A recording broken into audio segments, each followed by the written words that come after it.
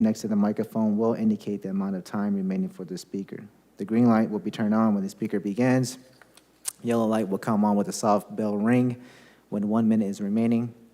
The speaker should be completing the testimony by the time the red light comes on, indicating time has expired.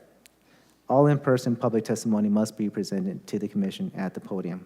Any testimony that references race, religion, ethnicity, economic status, national origin, or any other classification protected under state or federal law in a derogatory manner shall be deemed irrelevant and will not be considered by the commission in making its land use determinations. If you challenge these land use matters in court, you may be limited to raising only those issues you or someone else raised in oral or written testimony or before close of the hearing. Now we'll go ahead and move to the agenda approval. Are there any changes to the agenda? Good evening, Chair Vang, members of the Planning Commission. I'm Israel Trejo with the Planning and Development Department. There are no changes to the agenda. Thank you. Thank you, sir.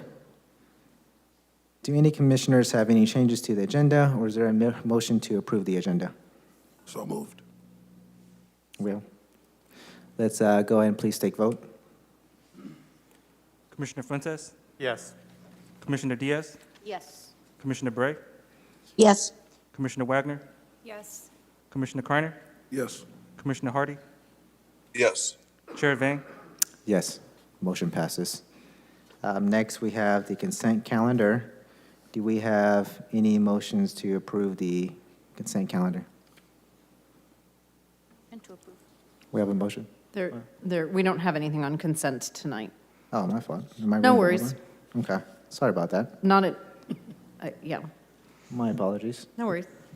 All right, next we have reports by commissioners. Do we have any reports? I see none. We'll go ahead and move to new matters. Let's please have staff conduct a presentation, please.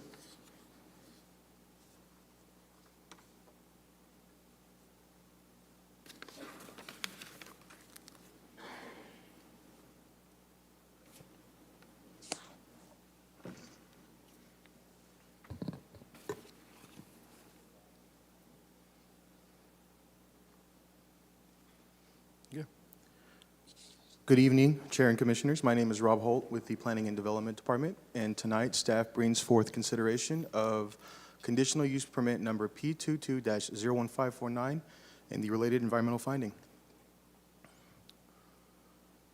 Before discussing the cannabis retail business proposal, staff would like to briefly walk through the city's cannabis application process.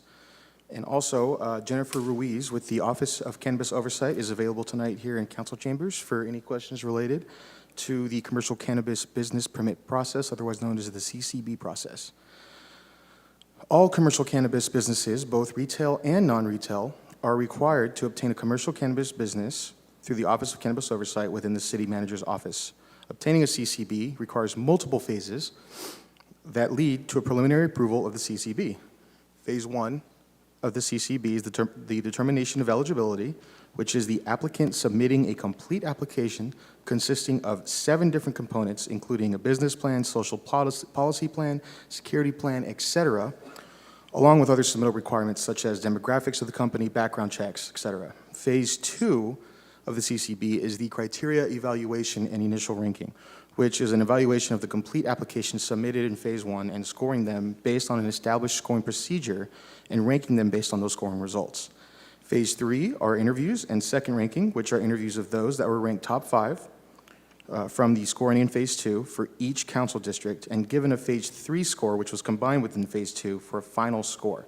Phase 4 is the city manager's final determination, which is a review of the businesses with the top final scores, along with other factors such as the distance from each top business from each other within their district, as an 800-foot distance measurement is required from each cannabis commercial business, along with other factors, which then those final selected businesses are issued a preliminary approval of a CCB.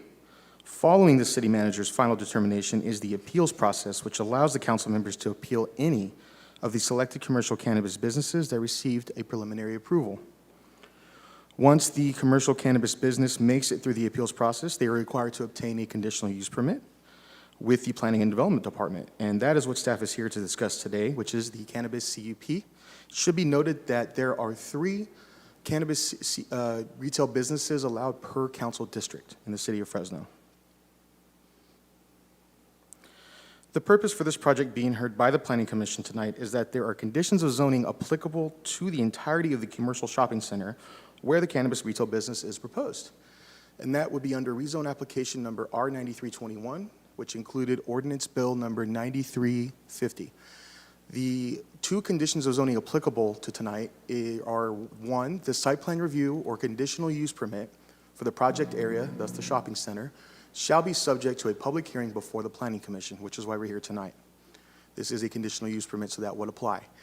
The second are notices for this public hearing shall be mailed to all property owners in a 350-foot radius of the project area and to the signatories of the petition related to the neighborhood concerns of the original rezone that this occurred under, which ended up being R9036, thus today it would be R9321. The staff cross-referenced, cross-checked the 1,000-foot radius, which was a minimum requirement for today's code, which would cover the 350-foot radius, to the signatories' addresses as well. There were only 3 additional addresses added to that list from what was already provided from the 1,000-foot notice. The subject property is located within the commercial shopping center at the southwest corner of East Herndon and North Willow Avenues. There are a vacant commercial property to the north, a car center to the east, the rest of the shopping center to the south, and single-family residences to the west. So you can see from zoning here. East is county property, so that's clear. The proposed cannabis retail business is located, proposed to be located in approximately 2,516 square foot commercial tenant suite just south of Herndon, along the south of Herndon, west of Willow. And the hours of operation are at 9 a.m. to 10 p.m., 7 days per week, which is consistent with the hours of operation requirements within 15-2739. And there will be a 24-hour on-site management with video surveillance for security, noise control, lighting, odor control, and litter. The neighborhood responsibility plan was provided by the applicant.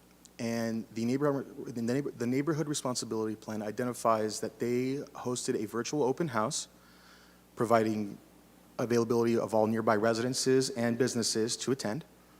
The assurance that there will be no detectable outside noise, which would include no exterior speakers, no music inside the business higher than 50 decibels.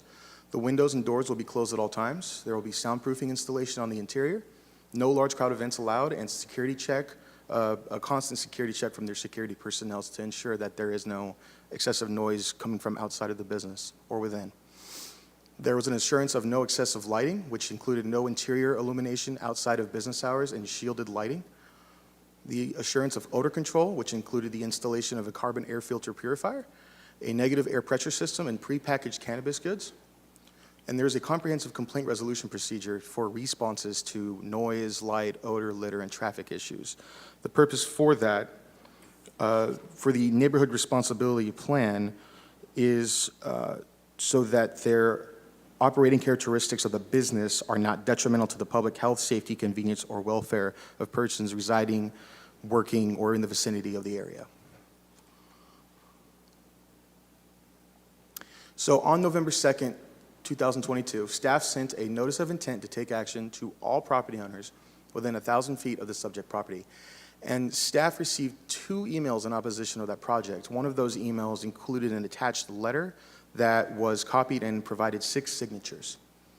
The first email from November 8th, 2022, indicated that they had stated a previous smoke shop in the subject commercial tenant suite created loud noise and proposed cannabis retail business, and the proposed cannabis retail business should not be in the vicinity of a residential area where there are other empty shopping centers available that do not abut residential properties. Staff's analysis in response to that email provided that FMC Section 152506 and the conditions of approval require all cannabis retail businesses, including this proposed, shall have noise decibel levels that comply with all applicable noise standards. Furthermore, the neighborhood responsibility plan provided details on how the business plan plans to ensure that noise is not a nuisance to nearby residences and businesses, as stated previously. For the location to residential properties, FMC Section 152739, subsection B, requires location limitations, but of those does not include residences as a location limitation for cannabis business, retail businesses. But it shall be at least 800 feet from another cannabis retail business, a school, a daycare center, and a youth center.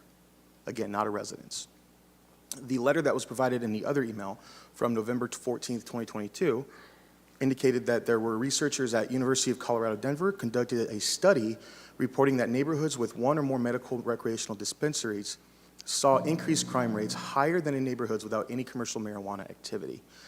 And staff's analysis in the response to the letter indicates that FMC 9-3310B and the police department memorandum requires every proposed, especially all proposed cannabis retail businesses, including this one, to install and provide necessary security requirements, which includes a buzz-in lobby where you would walk in to a lobby that is separate from the retail area, and a security personnel would check your ID, amongst other things, to allow you to come in, and then they would buzz you in from that point. A vault, security cameras and a security system, and armed security personnel sufficient to ensure protection of health, safety, and welfare to residents of the city. Furthermore, the security plan details that the business will contract experienced third-party security guards with at least two armed uniformed security guards during the operating hours and at least one armed uniformed security guard outside of operating hours. With that, that concludes staff's presentation, our recommendations for approval. I'd be happy to answer any questions you may have. Thank you very much. Do we have any questions from the commission? I see none. Thank you. Let's please have the applicant present.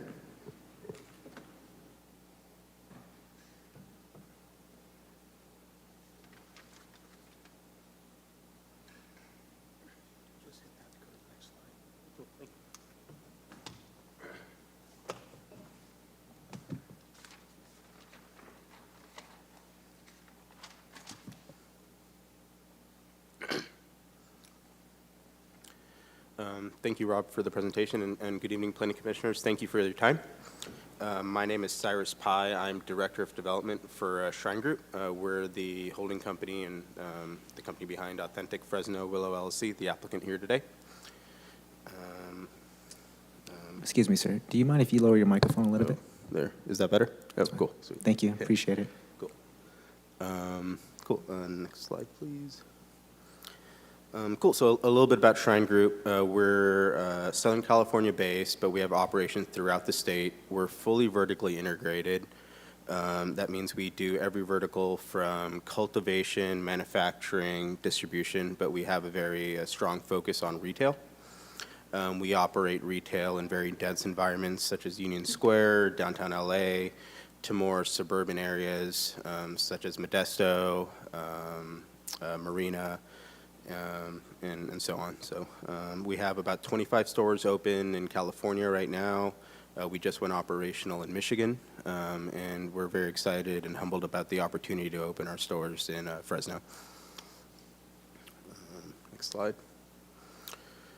Just a little bit about our founders. We were founded by James Kim. He was a Iraq War veteran who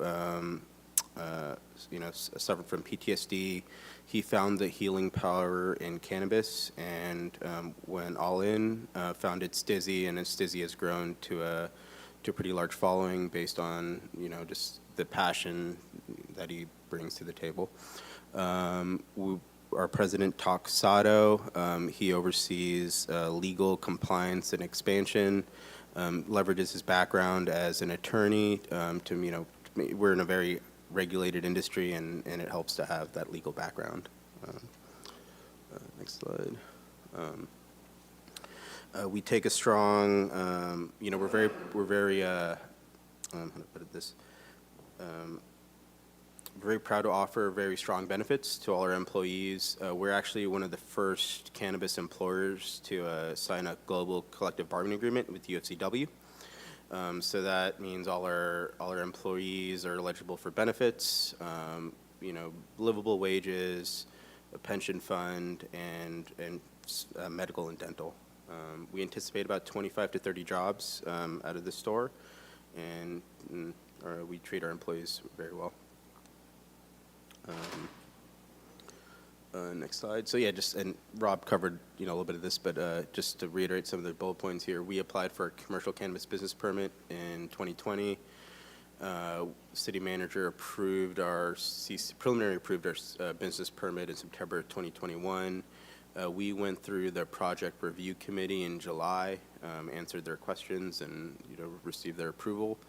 And yeah, going through the conditional use process right now. Just a little bit about just the store.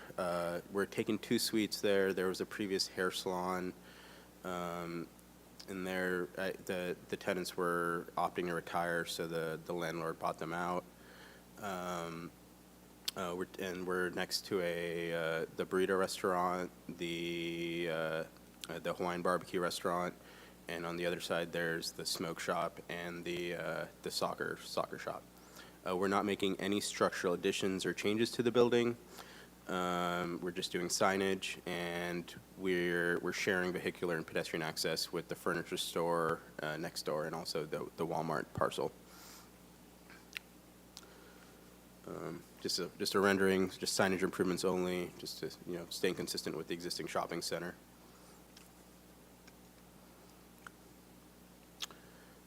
Per the city's EIR, we'll be adding an additional EV station to the shopping center. And yeah, not making any additional changes, keeping within the existing envelope.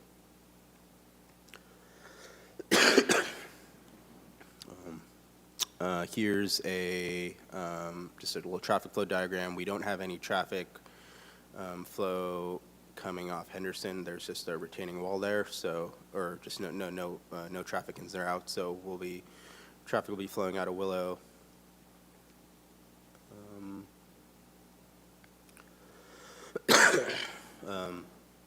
One thing that's a little unique to our floor plans here is we really try and limit customer access to product. This ensures that we've never had a theft by a customer during operational hours from our stores. And the reason being, we have a 3-step check process for IDs. When customers enter their front door, there's their ID will be checked once by security. When they go to the check-in desk, their ID will be more formally checked. And then when they make a purchase at the POS system, their ID will be formally checked again. Product is always placed behind glass enclosures, and at no point are the customers allowed to touch the product until their sale is made.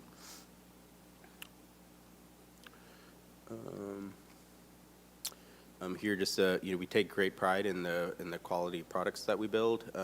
Here's just a couple sample interior build-outs.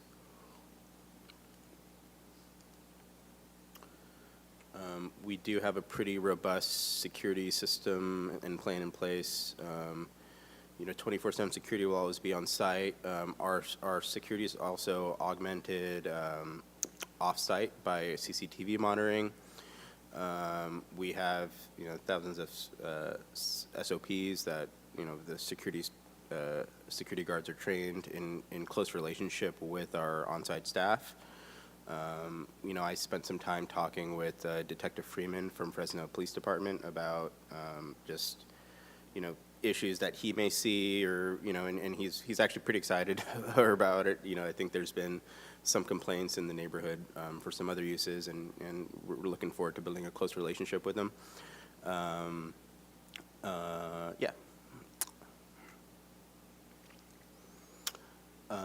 A little bit about the odor plan that we have. We'll do some HVAC upgrades on site. We'll be putting carbon filtration systems into the HVAC systems. This helps a lot. In addition, there's never any open packaging on site or in the stores. It's always in sealed packages. And one of our SOPs for retail employees is to walk the site twice a day, just to make sure that there's no errors or no hiccups in the HVAC systems. So. We held one open house, our virtual community open house, in September 2020, earlier on in the application process, in addition to doing the project review committee hearing. Yeah, generally there was minimal turnout, but we did notice within the 350-foot radius. And we do give back. We're pretty responsible corporate citizens. To date, we've given almost $2 million statewide in contributions to nonprofits locally. Also, part of our global CBA with UFCW, our retail employees have the option to volunteer. They have 24 hours of PTO, or paid time out, or paid volunteer hours essentially. So we do a lot of group cleanups. We find local nonprofits to volunteer with and do everything from turkey giving events to street cleanups. So, yep. And thank you. We appreciate the time. We're humbled and excited about the opportunity to open our business and here to answer any questions. Thank you very much. Do we have any questions from the commission? I do. Good evening, and thank you for your presentation. Can you tell me, from the $2 million that you have contributed to that communities, what percentage of that is local here in Fresno? So that's once we're operational, we've given, I would say, I don't know it off the top. I'd say somewhere in the maybe 25 to 50,000 range. Initially, when we come in, we make some smaller contributions, but once we're operational is when we start to make more significant contributions. But right now, we're not operational here in Fresno. Would your employees, your future employees, are they going to be hired local, or are they going to be from out of town? So just by the nature of how we hire, I want to say about 60 to 70% of our employees end up being within a 3-mile radius. It's, we post on local job fairs. Just given Fresno and just geographically, I see almost all our employees coming from Fresno proper. But I don't think. Yeah, I don't know if I don't think there's like a firm local hiring commitment, if you will. Thank you. Do we have any other questions from the commission? Can you describe your SOPs that you have in place to handle deliveries? Oh, yeah, cool. I saw your traffic yeah. flow, Oh, yeah, but yeah, can you yeah, provide a yeah, little bit yeah. more detail about the security measures you're taking? Okay, so they're so drop-offs. So the one thing that's unique to us and actually helpful for us, since we're fully vertically integrated, is we only distribute to ourselves. So that means we're, other retailers who don't have their own distribution channel, they'll have multiple distributors with different products coming at different times. So we really have we really only have one to two drop-offs per week. They're at random times. Only the manager knows at that time, and then it'll be so strategically, obviously during like a low service time when not that many customers on site. Security will be on site, waiting at the front, and it'll be quick through the door, out, and then through the and then product will be stored at the secured storage area. So. And since you are vertically integrated, how are you testing the safety of the product? So that's the one thing per state compliance that you can't irrigate in. So it's always third-party testing companies that we use. Thank you. Thank you. Any other questions from the commission? Question for you. Have you had any other community engagement or interaction besides the virtual meeting? So, earlier on, we did do outreach to some nonprofits. We did, I believe there were like stakeholder type events that the city had in their cannabis policy type, in their cannabis policy making. So, we were involved to to that extent, but the process has taken a while, I'd say, to get here. So but there's, I don't know if that answers your question exactly, but we've made some efforts too, but we're mostly focused on trying to get open. And then- Yeah, no, because sometimes I think it's, with cannabis, it's, it receives such a negative connotation sometimes associated with it that I think sometimes it all depends on the communication in regards to reaching out to the community and educating them on the process that you do have in place to make sure they feel comfortable with the new business too. But thank you. Any other questions? All right, thank you very much. I appreciate it. Cool, thank you. We'll now go out to the public. Are there any members of the public who wish to comment in favor of the application that are in the chambers? Anyone on Zoom that would like to speak in favor? If you are, please use the raise hand function. I do. Please state your name. You have 3 minutes. Jay, can you hear me? Yeah, there you Okay. go. Thank you, guys. Planning Commission members and staff, my name is Jay Trumbull with United Food and Commercial Workers, UFCW Local 8. I'm speaking in support for Shrine Stizzy's Fresno location. Shrine has demonstrated their commitment to upholding the highest standards and values in every market they have had the opportunity to serve. As recently mentioned, Shrine and UFCW collaboratively bargained a contract referred to as the Global CBA. It provides Stizzy workers access to meaningful wages, healthcare benefits, retirement plans. Shrine has been a great partner to each community, providing safe access to their products, with many retail locations currently in multi-tenant commercial suites. In closing, I'd like to thank you guys for the opportunity to speak this evening, and have a great night. Thank you, sir. Do we have any other individuals who would like to speak in favor on Zoom? No more. All right, thank you. We'll now go ahead and go to the public. Allow members of the public who would like to speak in opposition. If you would like to speak in opposition, you're in the chambers. Please approach the podium, state your name. You have 3 minutes. I see none. Do we have any individuals on Zoom who would like to speak in opposition? No hands at this time. All right, thank you very much. We'll go ahead and close all public comment. We'll bring it back to the commission. Do we have any members of the commission who would like to make any comments or make a motion? I'll go ahead and move to adopt the staff's recommendations. I'll second. All right, we go ahead. We have a motion and a second. Let's go ahead and please take vote. Commissioner Fuentes, Yes. Commissioner Diaz, Yes. Commissioner Bray, Commissioner Bray, Commissioner Wagner, Yes. Commissioner Kreiner, Yes. Commissioner Hardy, Yes. Commissioner Bray,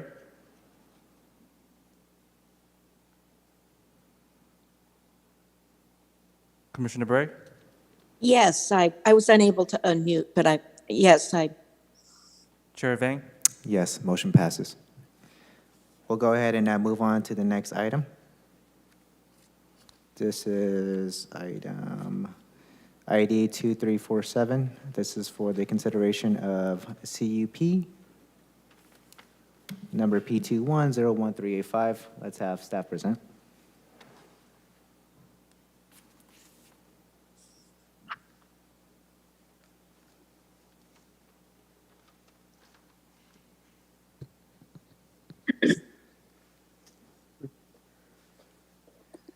Good evening, Chair and Commissioners. My name is Jose Valenzuela. I'm with the Planning and Development Department. Tonight, you'll be considering the subject conditional use permit and related environmental assessment, which has been appealed and is here before today. Jose, I'm going to need you to speak closer because Closer? of the Okay. mask. Yeah. Sorry. Yeah, thank Can you. I take it off? Or- No, you have to Okay. keep it Yeah, on, yeah, but All right, yeah. sure. The subject application was filed by Bonique Emerson of Precision Civil Engineering on behalf of S&B Holdings. The subject site is approximately 14.57 acres of vacant property located on the northeast corner of East Beheimer and North Maple Avenues.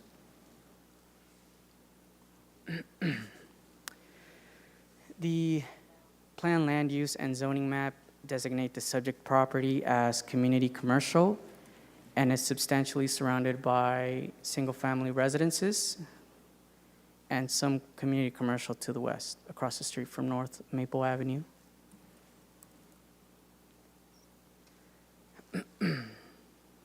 I will be breaking down the subject application into 3 components. Component number 1 consists of the construction of a 5,500 square foot service station and convenience store with an attached 2,400 square foot automated car wash building with a detached fuel canopy with 16 fueling stations. A service station is permitted by right, subject to a conditional use permit, and in the CC zone district, and the car wash is permitted as an ancillary use adjacent or attached to the existing convenience store.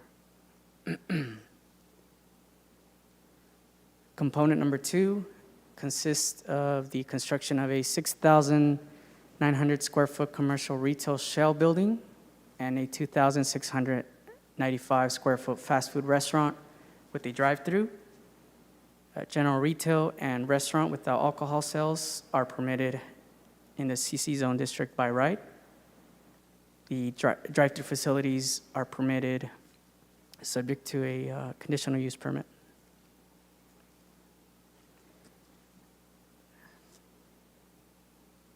Actually, I'd like to mention for that first component, for informational purposes, there was a previous CUP approved by the Planning Commission prior to the Responsible Neighborhood Market Act for the off-sale alcohol sales for this site, or for this piece, but is not in consideration tonight. The third component... Sorry, would you mind repeating that last part, please? Yeah, sure. Thank you. So before the Responsible Neighborhood Market Act, there was an application for off-sale alcohol sales for this particular site, and was approved by the Planning Commission on November 4th, 2020. But is not being considered tonight. The third component is a full-service storage facility and office suites that include 153,545 square feet of storage units comprised of 13 buildings. Building A is approximately 13,000 square feet. Includes an office and a reception area with additional climate-controlled storage space. Building B is approximately 16,551 square feet of office area. The office uses are permitted by right, and the personal storage facility is permitted subject to a conditional use permit.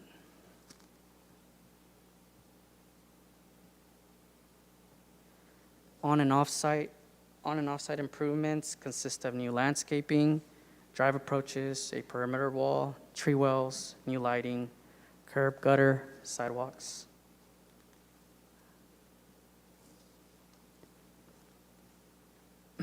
An initial study mitigated negative declaration dated September 27th was prepared for the project, which included several studies, including a TIS, a traffic impact study, VMT analysis, vehicle miles traveled, a health risk assessment, greenhouse gas and energy report. The TIS analyzed 4 intersections within the vicinity.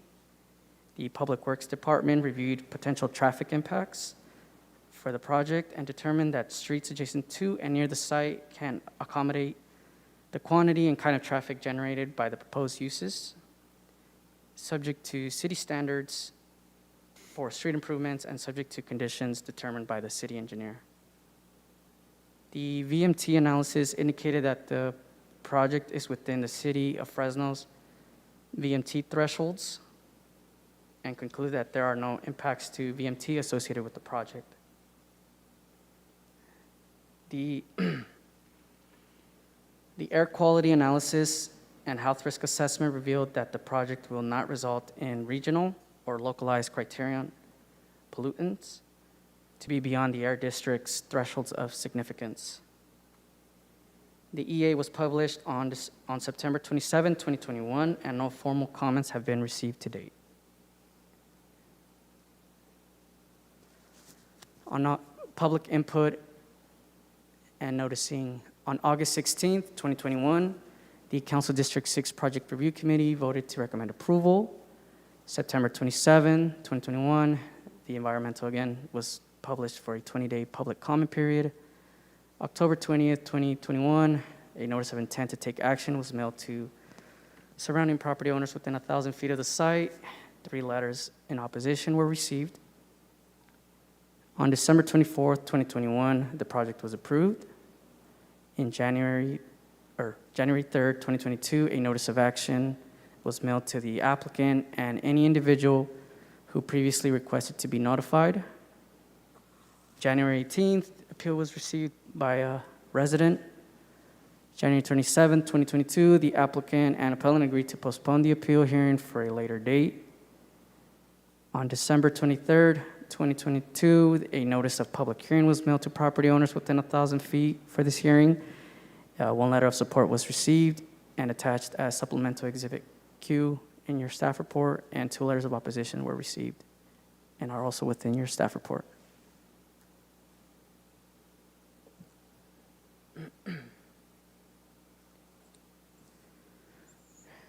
Some of the concerns raised in the protest letters and in the appeal letter were related to localized toxic air contaminants, property values, noise, traffic, crime, overconcentration of service stations, off-site alcohol sales, and the Responsible Neighborhood Market Act.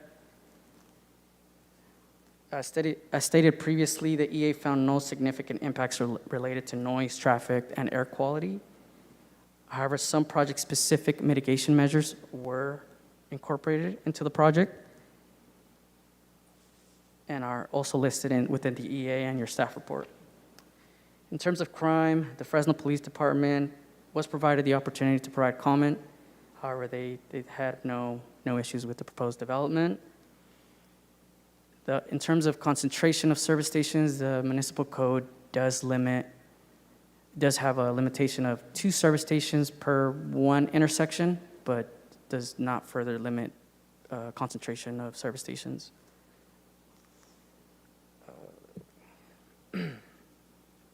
Again, the off-sale alcohol use for the proposed service station was previously approved by the Planning Commission as a separate CUP and was not subject to the Responsible Neighborhood Market Act. The concerns raised in the appeal letters do not identify new significant environmental impact or present new information that was not considered under the original approval.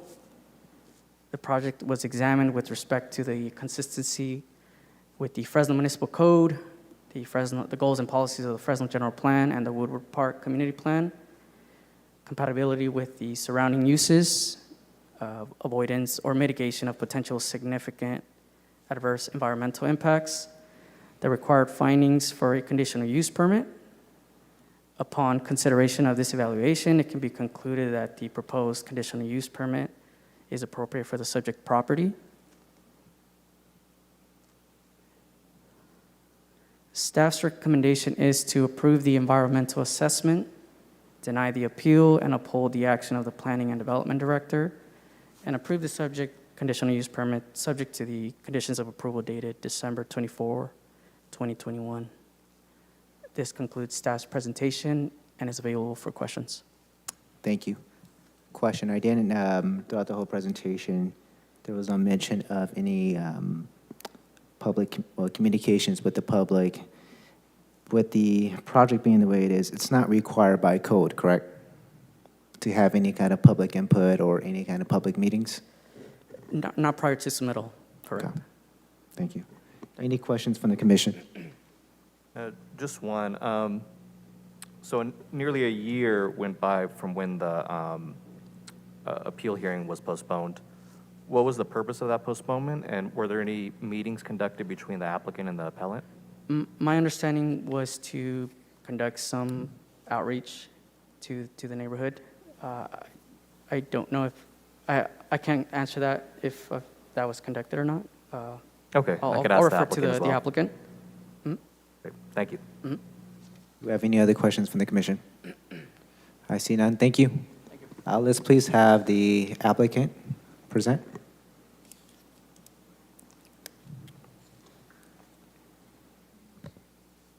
Good evening, Chair Vang, Commissioners. Bonique Emerson with Precision Civil Engineering, and I represent the current property owners and developers of the proposed project. And as you know, the project includes a self-storage facility, service station, and convenience market within a retail center.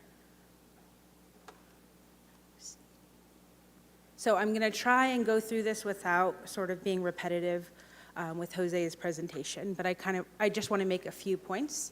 So as you know, project location on the northeast corner of Maple and Beeheimer. And I do want to just make it clear that this is really two projects in one. So the site was originally one parcel, but has now been legally split into three parcels. Two of the parcels for the commercial use and one for the storage facility. And it was originally submitted as one conditional use permit because the developers were purchasing the property at the same time. But again, I want to make it clear that there are two distinct projects with two different owners and two different developers, and they're now on separate legal parcels. And in terms of the wait between the original approval and getting to Planning Commission, the reason why there was a delay was because the current property owners were in the process of purchasing the property, and there was a parcel map process, and we were going through the tentative parcel map process concurrently with the CUP, but after the CUP was approved, we still had to go through the final parcel map process to record, and that took about 9 months to get through the process just because of different issues. So they didn't want to move forward with the appeal hearing until the map was recorded and they legally own the properties. And so now they do legally own the properties. So I just wanted to clarify that. So now just talking a little bit more about the project. First, I want to talk about the retail project. So as Jose mentioned, the project includes a neighborhood gas station and convenience store with retail and quick serve restaurants. It includes 12 to 16 fuel pumps, air and water dispensing machines, 1 to 2 quick serve sit-down restaurants with an option for a drive-through on one of the buildings. There is also a patio for the enjoyment, being outside. There will be a focus on healthy food. And also, as Jose mentioned, and I just want to make clear that an alcohol CUP is not part of this project approval. The ABC CUP was approved by the Planning Commission in November of 2020. I know that was a while ago, and the reason for that is the current property owner for this site wanted to make sure that the alcohol CUP could be secured in advance. And because the city requires 2 separate CUPs for an alcohol CUP and a CUP for the development, he decided to move forward with that alcohol CUP in advance. And so it went through and was approved over 2 years ago now. And the market will be more of an upscale market and offer more variety than a typical convenience market. And this retail center will bring 50 new jobs to the area.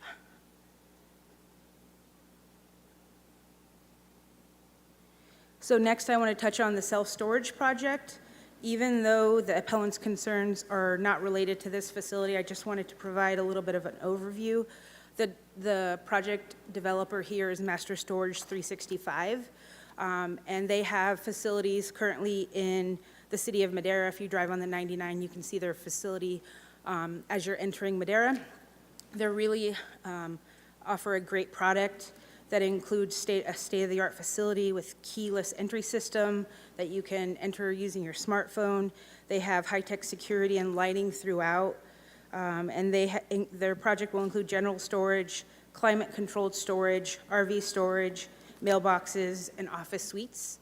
And the representative for Master Storage 365 is here, and also the representative for the retail project is also available on Zoom if you guys have detailed questions for them. So next, I just want to touch on neighborhood outreach. So back in August of 2020, we did send out a letter to property owners within 1,000 feet of the subject site. The letter is there on the right. And that included noticing 620 neighboring property owners. And when we sent that out, we did receive 3 phone calls and 6 emails. And here, just a quick summary of the comments we received. People were asking for more project details, which we provided.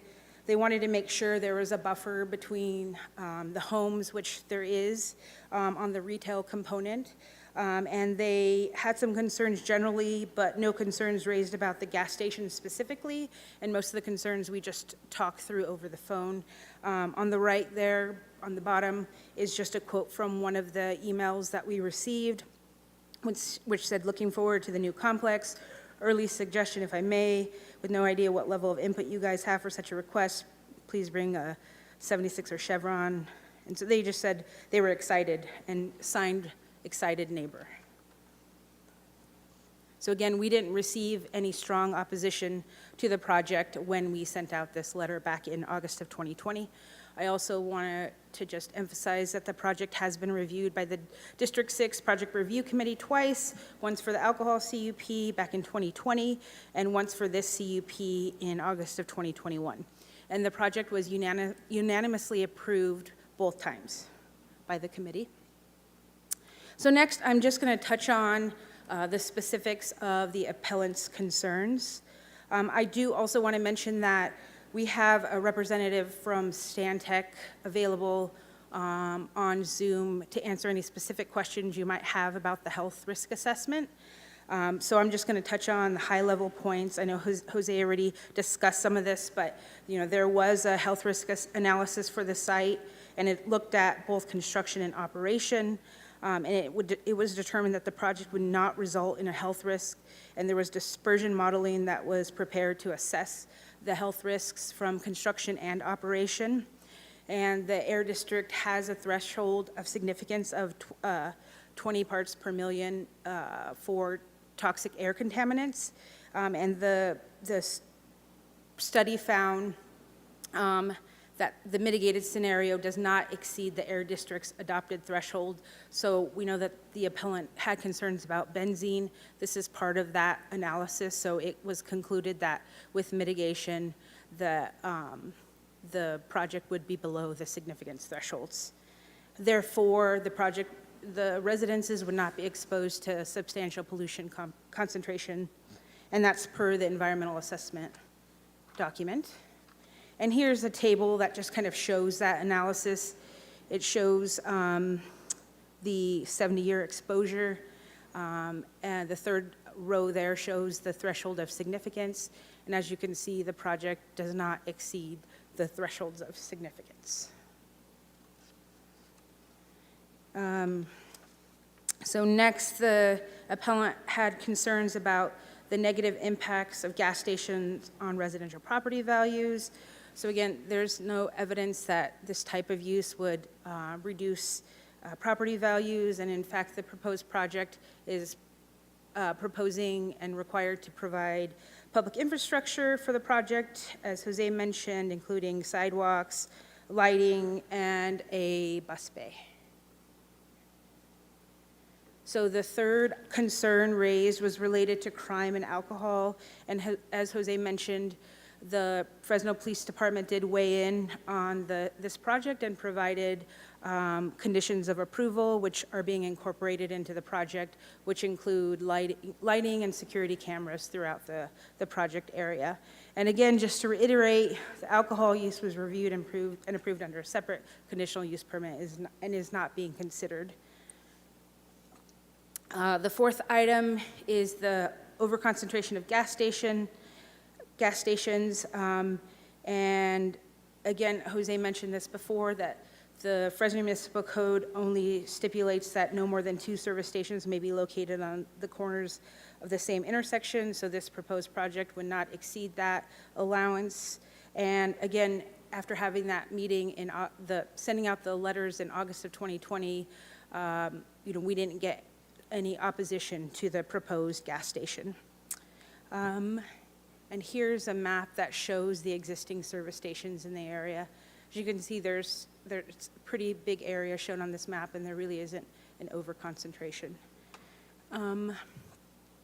Next item is related to traffic. So there was a traffic study that was prepared by a licensed traffic engineer, and there was a level of service analysis that was done, and that is a metric that's used to assess traffic delay at signalized and non-signalized intersection, and it was determined that each intersection was expected to maintain an LOS D or better, which is within the general plan for this area requires that projects maintain a level of, or intersections maintain a level of service of D.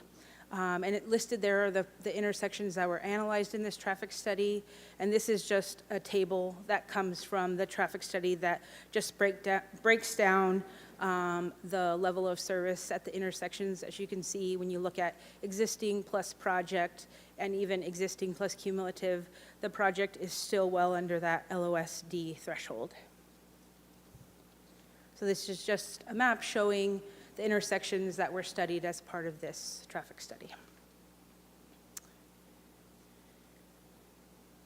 So again, the consulting traffic engineer consulted with the city's traffic engineering division to approve the scope of work. And as shown in the previous tables, the project would not exceed any established thresholds. So next item that was raised by the appellant is that there's a pre-established precedent for denial of service stations in this area, and one of the projects that they raised or indicated was the service station proposed at 1880 East Copper Avenue, and that project was appealed but ultimately approved. And we would just like to make the point that each project is and should be evaluated independently and on their own merit against the city's land use and zoning laws and any applicable state and federal laws.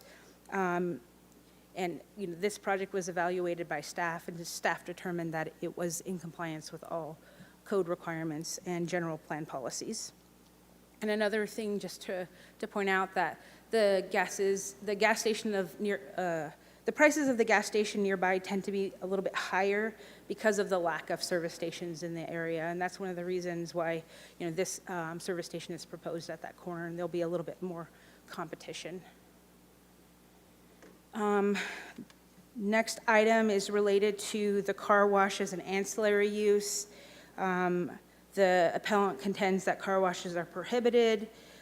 Section 15-1202 refers to standalone car washes, which this is not. So that would be something like a surf-through. And the car wash proposed for this project is ancillary. It's attached on the back of the service station building. So it truly is an ancillary use. And I don't have the site plan here on the next slide, but if you want me to go back, I can show you guys. It is clearly an ancillary use and not a standalone car wash. So staff determined that it was an ancillary use and permitted in this zone district in association with the service station. Final item raised was related to noise. And I just want to point out that noise impacts were evaluated in the environmental assessment, and a noise study was prepared by an expert in the field. Each proposed use was evaluated for noise impacts, and each use was found to produce a sound level below the city's adopted threshold.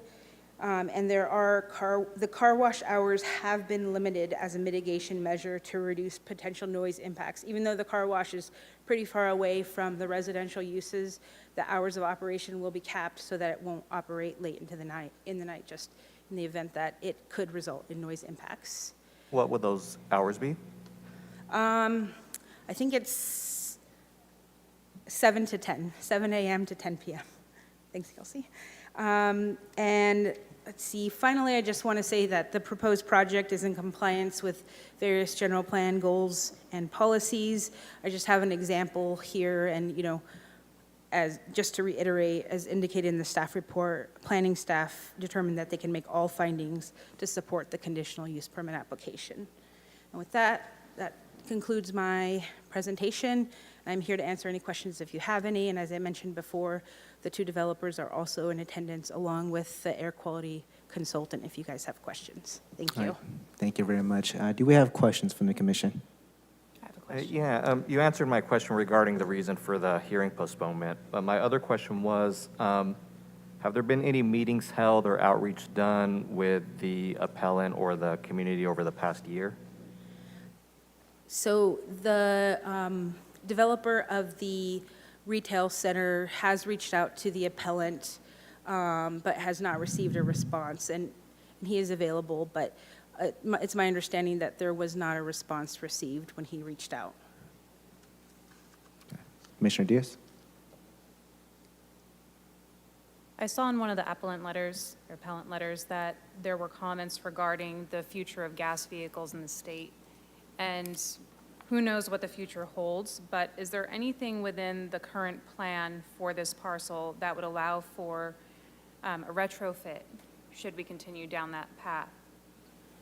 So I don't know that, but Deep Sethi is available. I don't know if he could answer that question. He's the property owner, developer of the service station. Thank you, Monique. Do we have, Monique, do you want to have anybody else speak?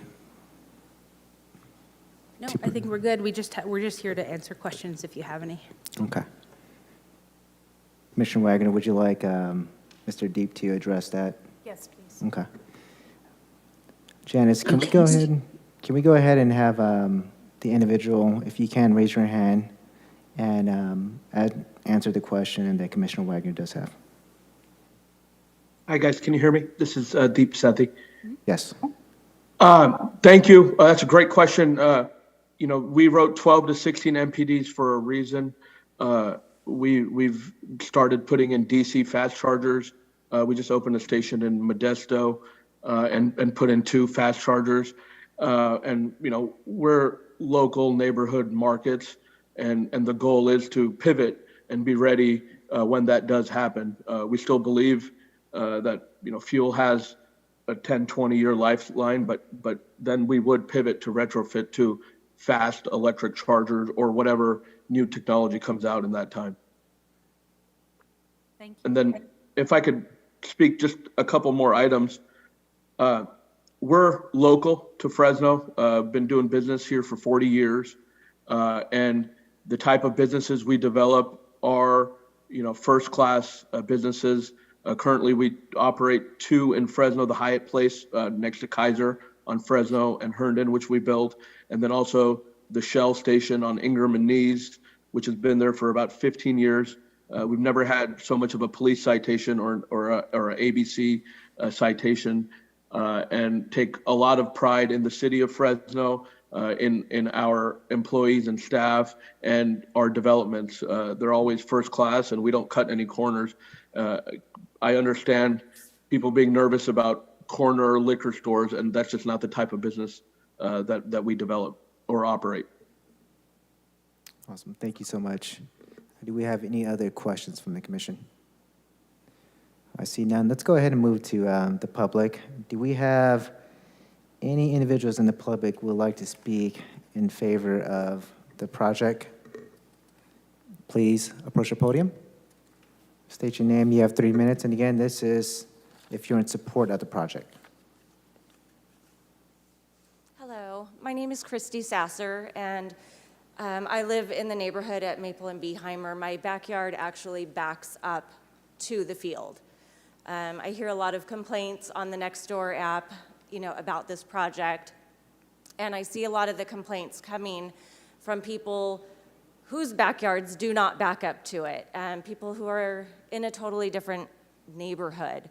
And I am in favor of this project moving forward. I would like to see some business go in there. What I don't want to see is to have it continuously rejected and then it end up being rezoned, and I end up with 2 or 3-story apartment buildings in my backyard, looking over my fence, watching me in my brand new pool that I just spent, $60,000 putting in. Business going in this area is showing growth, and it will bring more jobs to the area as well. It looks like a nice complex going in there. I am familiar with the one on Ingram as well. I have a doctor's office in that complex, and part of my business is in that complex as well, a partner within my business. So I would love to see it go forward, and I would certainly hope that the people that are here to reject it would please take a step back if your backyard is not literally backing right up to it, because that's who it's going to affect the most. Thank you. Thank you very much. Appreciate it. Do we have any other individuals who would like to speak in favor of this project? If you are, please approach the podium. You have 3 minutes. I see none. Let's go ahead and move to Zoom. Let's please use the raise hand function if you would like to speak in favor of the project. No hands at this time. All right, thank you, Janice. We'll go ahead and move to individuals who would like to speak in opposition. If you're in opposition, please approach the podium. You have 3 minutes. I don't see anyone here. Let's go ahead and go to Zoom. Janice, do we have any individuals with their hand raised? Ooh, now we do. Just a sec. All right, thank you. Please state your name, and you have 3 minutes. Good evening. This is Lisa Flores, and my only question about the project is how many EV units are they setting up at the gas station, or is it going to be totally just gas, a mixture and such? And also, too, is the city going to ever start to look out phasing out drive-throughs to help the overall air quality in Fresno? But that's a bigger question for a later date. But I'm more interested in how many EV stations are going to be part of this project. Thank you. Thank you, Ms. Flores. Janice, do we have any other individuals who would like to speak in opposition? Yes. The developer also raised their hand if you want them at any point. Yeah, we'll go ahead and we'll have public comment first, and then we'll have the developer speak. It won't let me. Sorry, there you go. Please state your name, and you have 3 minutes. My name is Rafael Villegas. I'm a property owner that's affected by this proposed development. I guess I'm the appellant that was mentioned earlier. You were discussing if there had been any outreach by the developer. I can tell you that there has been no outreach to me since January 18th when I put the protest in there. I did get an email right before I put in my supplemental response in Exhibit R. So really, there's been no outreach at all by the developer, no attempt in over a year. No plans. There's been, so let me just get that clear, get it out of the way. Want to make sure, this doesn't meet the definition of a community commercial district that serves our local needs. It's a huge gas station that's really meant for a commercial site, and it doesn't belong in our neighborhood. It will cause quality of life issues for us. That's been stated in many of the protest letters, including the supplementals. You can go through all the dozens of protest letters that are listed, and the gas station was one of the #1 concerns because it is a health issue.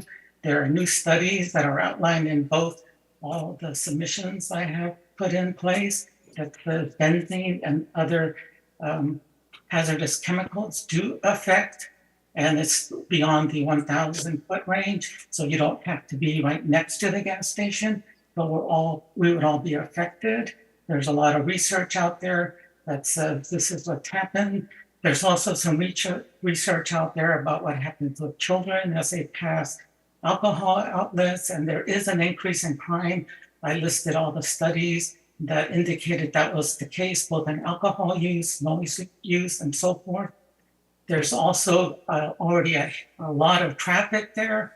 Even that small store is already limiting the number of people that can go into 4, because we've got a lot of congregations of high school kids, because we've got 2 elementary kids within maybe a mile of the proposed development.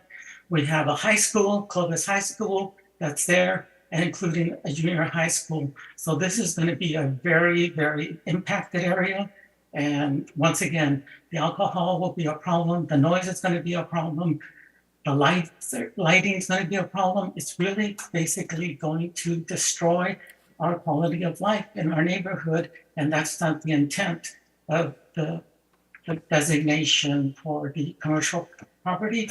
And there had been a previous proposal that was put out there on Copper Avenue, 2066, almost identical to this. And that was rejected for the same reasons that are outlined in all the protest letters, health risks. Mr. Raphael, I'm going to let you wrap this up. I'll give you another 10 seconds, okay?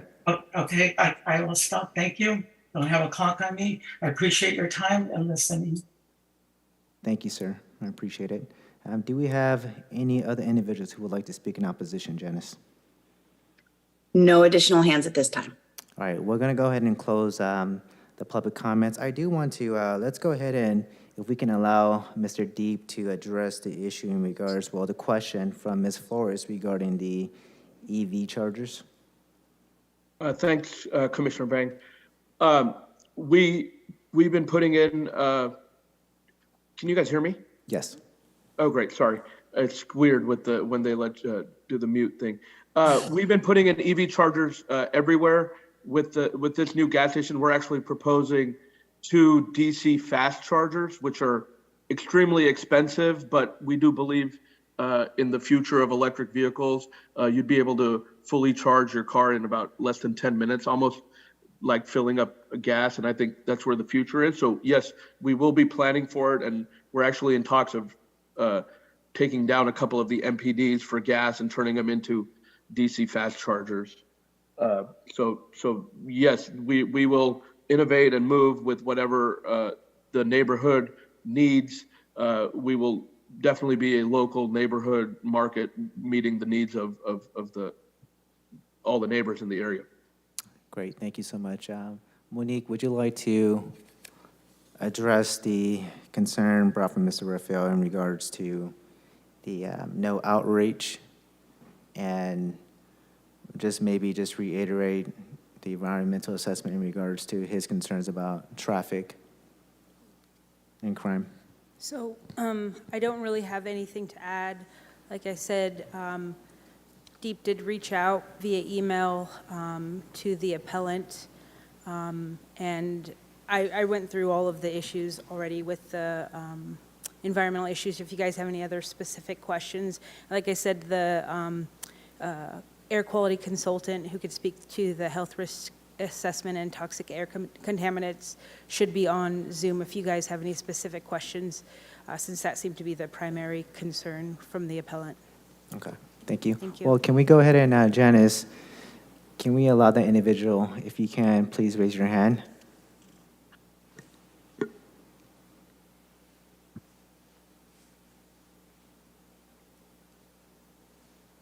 Caitlin? Hello?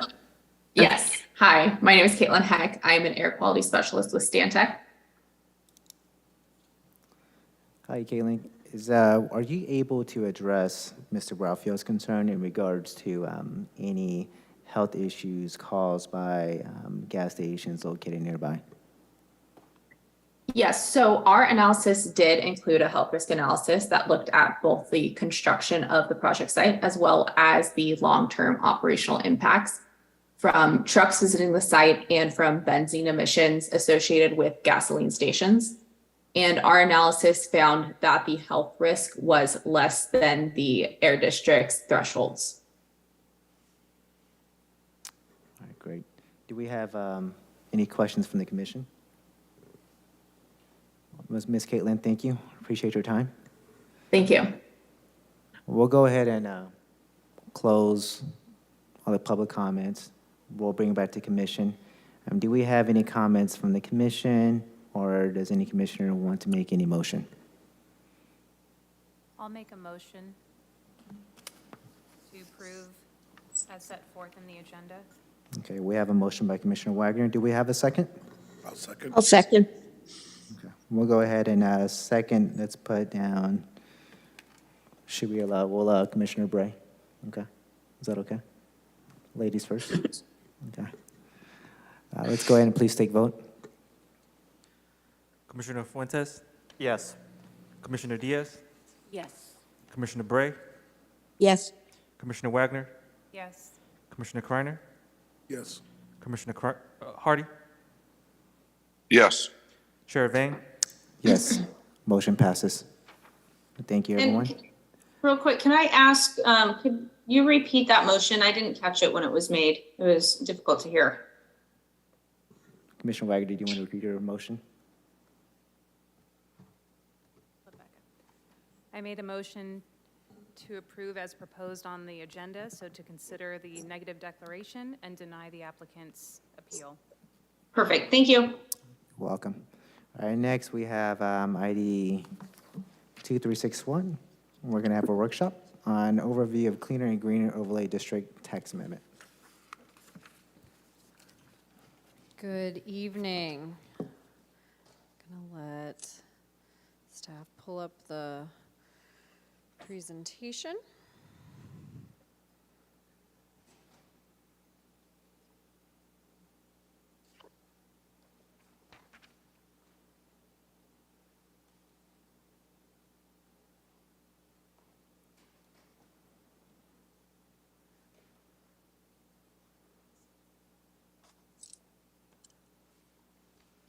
All right, thank you. Can you hear me?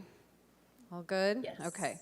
So I appreciate the time tonight. We talked about this a little bit a couple weeks ago. I hope you've had the opportunity to revisit our workshop from June 1st of last year. So tonight, I will be presenting a workshop asking for feedback from the Planning Commission regarding the Cleaner and Greener Neighborhood Overlay Text Amendment. This particular amendment was initiated by the Planning Commission last summer. I'm going to walk through a little bit of a timeline tonight first, and then we'll get into the content of the text amendment itself. So quite a bit has happened in the past year. A year ago, the director, I initiated a text amendment to deal with some challenges that we were having regarding industrial uses within mixed-use zone districts, so pre-existing industrial uses. And over the winter of last year, December and January of 21 and 22, I actually visited with a number of district implementation committees and plan implementation committees to gather feedback. And because of the volume of feedback that we received at that time, we pressed pause on processing the application at that time and continued to evaluate that feedback and brought it to you, the Planning Commission, on June 1st of 2022 for consideration. And we held a workshop at that time. And the Planning Commission did initiate the text amendment that was presented, but did ask that we continue to work on it to evaluate the feedback that we had received, to gather more feedback before we came back. So we're going to talk about some of the feedback that we received. So over the summer, I actually had the opportunity, I don't know if you recall, when we made our presentation last summer, that we had representatives from Concerned Citizens for Southwest Fresno, and they also represent the Golden West Side Planning Committee, who presented at that time as well and wanted an opportunity to make some changes to the initiated version and wanted to work with staff on that. So over the summer, I spent quite a bit of time with that group. We probably met every other week over the summer, really looking and diving into the initiated version and concerns that they had. And they really spent a lot of time working through and thinking about how this could impact their community. This fall, we had continued to work on it, but as you recall, this fall, the Planning Commission and the City Council took action on a rezone application on South Elm in Southwest Fresno. It was 92 acres that had been rezoned to mixed use during the Southwest Fresno specific plan implementation process. So when that specific plan was adopted, there were 92 acres along South Elm in Southwest Fresno that had been rezoned from business park and light industrial uses to mixed use during that process. The property owners came back to the Planning Commission and ultimately the City Council and asked to rezone those back to industrial. Planning Commission did recommend approval of that rezone. City Council actually bifurcated that, and they approved a portion of the rezone, about approximately 30 acres on the north portion of the site, relieving the remaining 60 acres as mixed use. And it's a really great example of an existing facility that had pre-existing industrial and business park uses that was rezoned to mixed use subsequent to their established uses. And so the City Council asked what the status was of the text amendment that had been initiated. And at that time, staff said, well, you know, we are prepared to go back to our implementation committees, go back and do some public outreach, but, you know, it wasn't quite ready for prime time. They asked that we, along with the residents that I had been meeting with and property owners at Elm, meet and try to see if there were some ways that we could make this text amendment amenable to both parties, and before bringing it back to Planning Commission and City Council.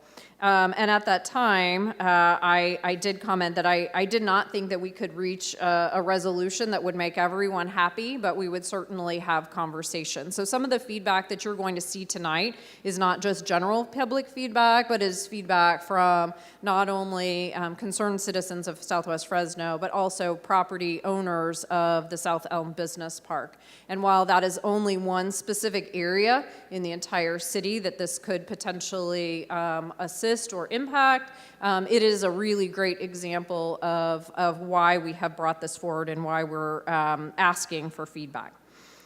So in the month of October and November, we did actually hold about 3 meetings between the two parties and really tried to listen and understand the differences between the two. And then in December, because this is a really complex topic, we spent a lot of time last summer, and we're going to reset sort of that tone in a minute, but because this is such a complex topic, we actually held a workshop in December that didn't talk about this text amendment in particular at all. It really talked about what is the challenge for having these properties that exist in our city that have been rezoned, and what implications there are, and got some feedback at that time.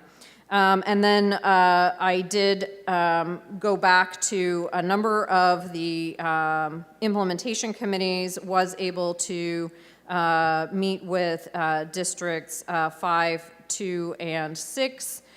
Districts 3 and 1 were postponed until January, so I will not be meeting with them until later this month. And then later this month, I do intend to visit with Tower District Design Review Committee, Districts 1 and 3. The City Council, we will be holding a similar workshop to this in the middle of the month, hold another community meeting, and then Airport Land Use Commission at the beginning of February. So that's kind of what has happened since you last saw me, and what we have done at this time. So the remainder of tonight's workshop, I really want to focus on the content of the text amendment to get your feedback and discussion. But I first felt like it was important to kind of reset where we were, why we brought this forward. So a brief reintroduction of the context leading up to the overlay, what was initiated, feedback from the meetings, and then feedback specific to Southwest Fresno and the property along Elm. Present some potential options for the Planning Commission to consider as they provide feedback, and then next steps. So a history of the context of the regulation. Why did we come forward to think about this issue? So prior to the general plan adoption, the city did not have mixed-use zone districts. We had commercial, industrial, residential zone districts. We didn't have mixed-use zone districts. And the general plan really had a new vision for our community, really thought through what do we want to see in the future? What is coming that's different, that's new? What do we envision for our community?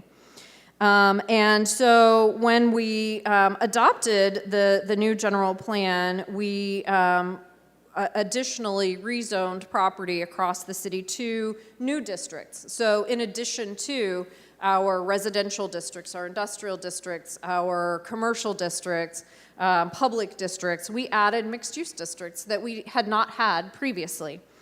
And so this map in front of you right now shows pre-existing industrial land uses prior to the adoption of the 2014 general plan.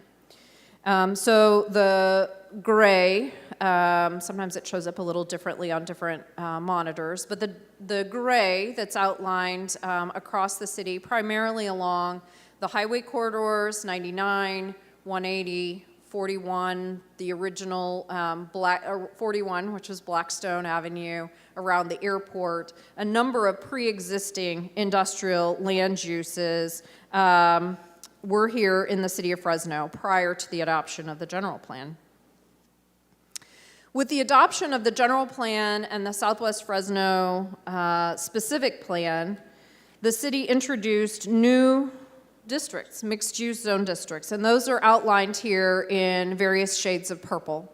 So we have corridor mixed use, neighborhood mixed use, regional mixed use in various shades of purple. And as you know, those represent different intensities of uses, but still a mixed use. And the desire there really was to capture the high capacity transportation corridors that we saw coming forward with BRT, with enhanced bus service throughout our community, and to really capture a new way of developing land, but understanding that most of these properties were already developed with something there already, right? So we put a new land use and we said, in the future, we would like for all of these to become mixed use. But in the meantime, these properties can continue to be the use that they are today. So where do we see conflict in those properties? So this map delineates properties that had a pre-existing industrial use prior to the adoption of the general plan. That doesn't mean that they have an industrial use today. It means that they had one prior to the adoption of the general plan, and they were rezoned to some form of mixed use, either through the citywide rezone with the new zoning under the general plan or with the Southwest Fresno specific plan. So there are properties along Blackstone, along Shaw, along Kings Canyon, in Southwest Fresno, scattered in various places, even one in far northeast Fresno. So these are potential points of conflict between the existing land use that's there, legally established, and the zoning. So just kind of resetting on what we allow in terms of non-conforming land use. So a use, a structure, a site feature, a lot, or a parcel can be considered non-conforming if it was created prior to the adoption of this code, and that references the development code, which was adopted with the zoning map, right? Or any amendment thereto, Southwest Fresno specific plan, and does not conform to its provisions. So it was legally established, and then we changed the rules for the parcel, but it can continue to operate. So the purpose for allowing a use to continue is to ensure continued economic viability, structures, site features that were lawfully created, obviously to ensure protection of surrounding neighborhoods so that there isn't deterioration of that use. We aren't saying just because we rezone the property, you have to stop using it. We're saying you can continue to use it forever. However, we talked about this quite a bit last June. The use, land use, is very narrow definition in our development code.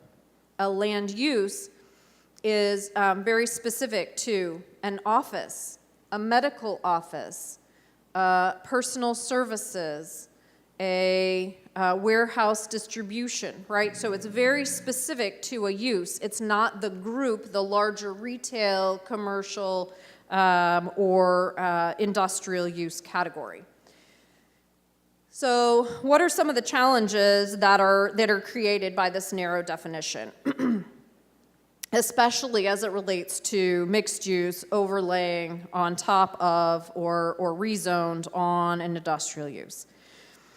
So there are use-related problems, there are structure-related issues, and there are financial impacts potentially with each property. So under use-related impacts, an existing user may want to expand operations, but maybe it's a multi-tenant building, and their use is manufacturing, and the use next door that they want to move into is warehousing. Right now, we would not be able to allow them to expand, even if it was a use that we didn't find offensive in some way or did not have an impact to surrounding neighborhoods. They would not be allowed to expand into that space. So a potential new tenant might not want to be the same thing, right? So a new tenant in a vacant multi-tenant building or a single-tenant building might not want to be warehouse and distribution. They might want to be manufacturing. They might want to be some other use in our use table that doesn't conform to the base land use district, the mixed use zone district, but isn't the same thing as the person who was there before. Other potential users may not, again, meet that base zone district, right? So those are use-related issues that have been created. Structure-related issues, you think about a building that's built within the last 2 decades, was built for a life of 30 to 40 to 50 years. It was intended to stand. We have really strong building codes. We want these buildings to last. And so not a property that was built 50, 60, 70 years ago that may not have a lot of existing lifetime in it. These might be buildings that could have a long life lasting in them. And now they're limited to one very small land use on our land use table. The structure itself may not have the characteristics that are wanted by a conforming tenant. So let's think about an potential industrial multi-tenant building.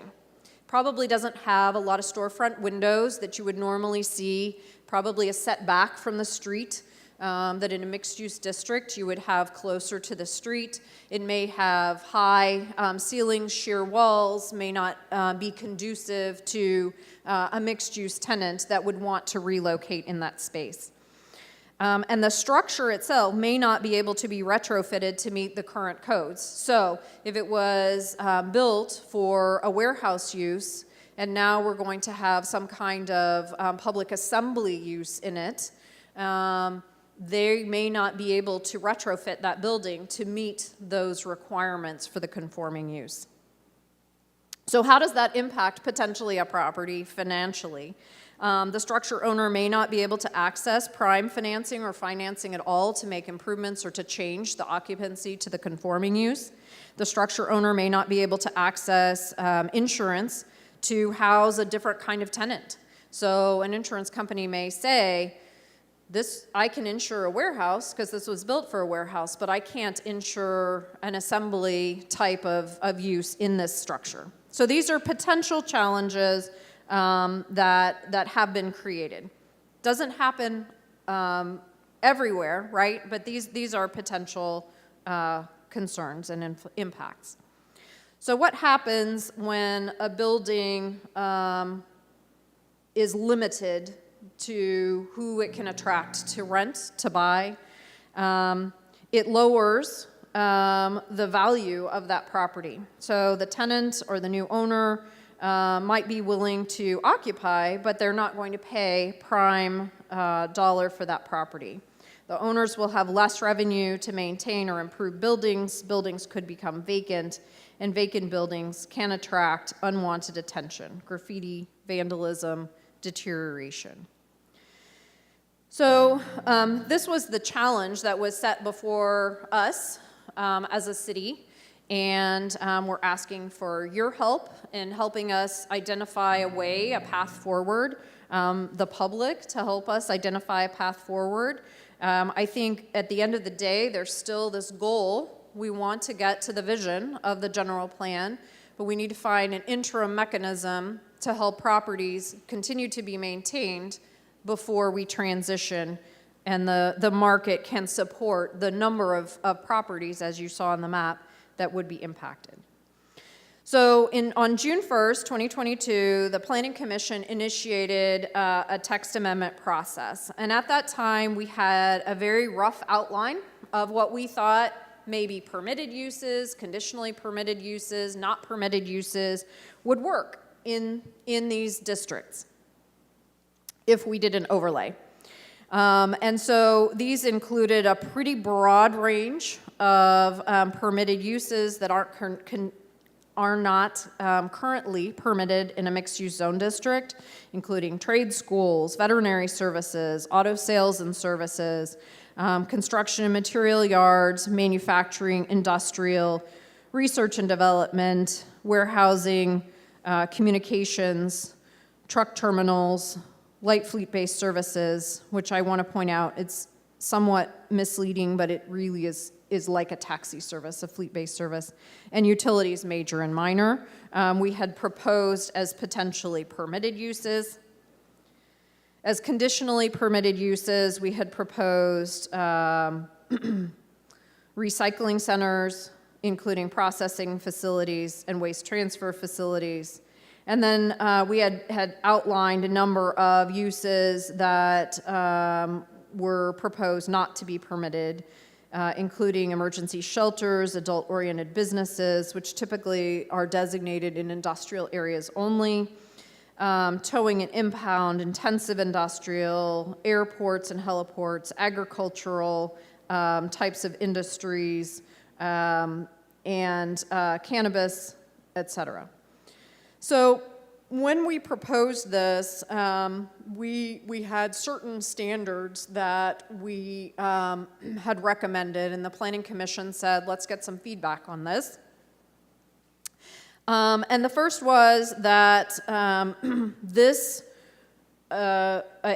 overlay, right? So if a property wanted to utilize the potential benefits or the uses within this overlay, they would have to currently have a legally established, non-conforming industrial use classification on that property today.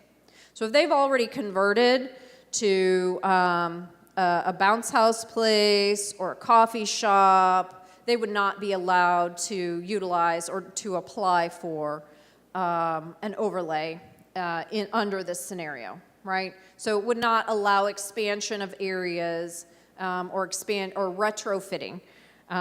It also would have to have been rezoned to mixed use prior to the adoption of this overlay, this text amendment overlay. And the reason for that is so that you don't have individual property owners who say, oh, I could rezone my property that's currently a commercial or retail property to mixed use, and then I can apply for the overlay, right? We really want to deal with the current inconsistencies that we have today and the challenges that we have today. So again, not expanding the areas. We also had proposed that prior to approving an overlay, that a CEQA would need to be completed. So some kind of environmental analysis at whatever level that was required. to establish what are the current thresholds right now occurring at that property.